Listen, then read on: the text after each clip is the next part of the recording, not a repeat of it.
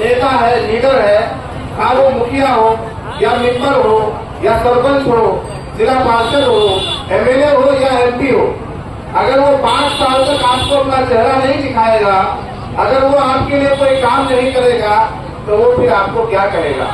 वो ये कहेगा, मुजरिम हूं तो मुजरिम को सजा क्यों नहीं देते? मुजरिम हूं तो मुजरिम को सजा क्यों नहीं देते? नाकारे को कुर्सी से उठा क्यों नहीं देते? नाकारे को कुर्सी से उठा क्यों नहीं देते? और 5 वर्षों न नजर आऊंगा तुमको फिर मैं, 5 वर्षों न नजर आऊंगा तुमको फिर मैं, एक बार फिर से मुझे जिता क्यों नहीं देते?